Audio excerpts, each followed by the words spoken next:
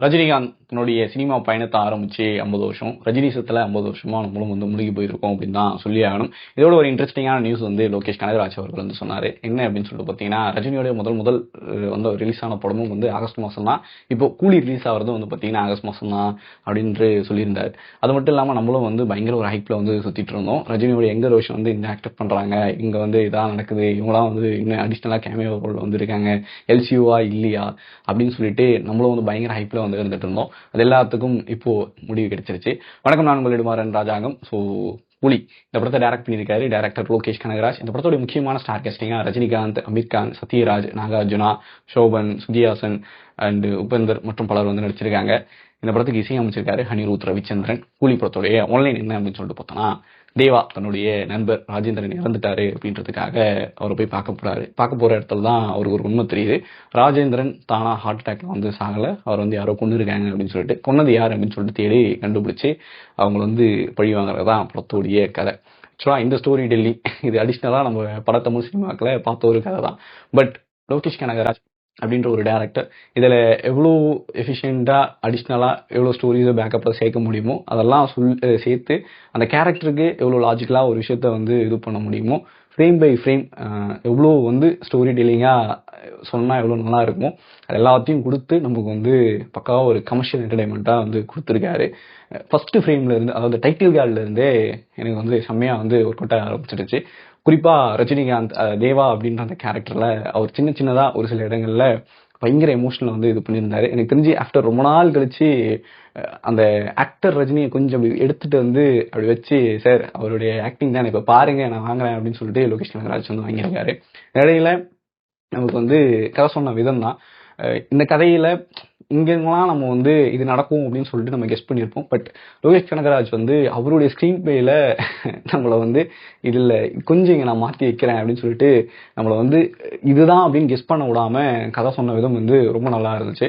And then குறிப்பா ஒரு சில இடங்கள்ல மோனிகா சாங் தேவையே இல்லை அப்படின்னு ஒரு ஃபீல் இருந்துச்சு. அது நாகார்ஜுன் மட்டும் இல்ல சோபன் மட்டும் இல்ல, இப்படி பல பேர் சின்ன கேரக்டருமே பல ஆக்டர்ஸ் கொடுத்துருந்தாங்க.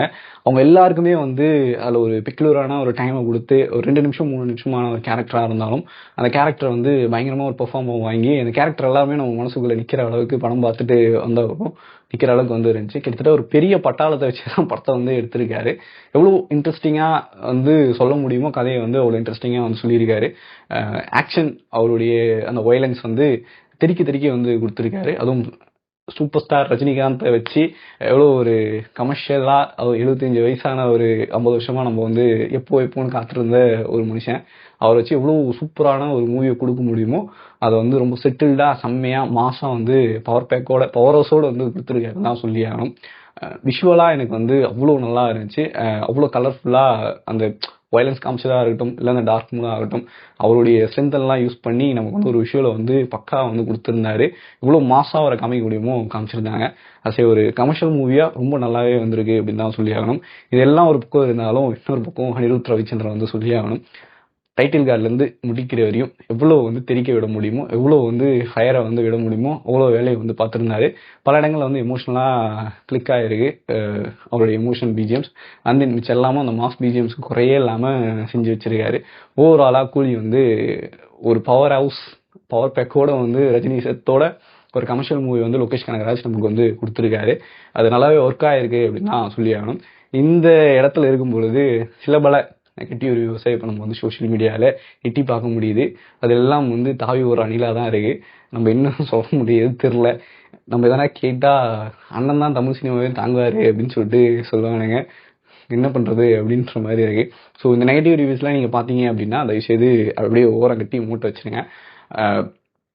அதெல்லாம் மூட்டை கட்டி வச்சுட்டு நீங்கள் தியேட்டருக்கு போயிட்டு நீங்கள் போய் பார்த்தீங்க அப்படின்னா கிட்டத்தட்ட உங்களுக்கு நிறைய விஷயங்கள் இருக்கு. படம் செம்மையா ஒர்க் ஆயிருக்கு. அவருடைய ஃபிளாஷ்பேக் சீன்ஸ் எல்லாம் செம்மையா ஒர்க் ஆயிருக்கு. இதுக்கு மேல நான் சொல்லி அதை ஸ்பாய்லர் பண்ண விரும்பல. நீங்க போய் படம் பார்த்தீங்கன்னா கண்டிப்பா உங்களுக்கு பல விஷயங்கள் பிடிக்கும். செம்ம ஜாலியா என்ஜாய் பண்ணிட்டு வெளியே வருவீங்க. அவ்வளவுதான். ஸோ படம் பார்த்துட்டு எப்படி இருக்கு அப்படின்ட்டு கீழே கமெண்ட் பண்ணுங்க.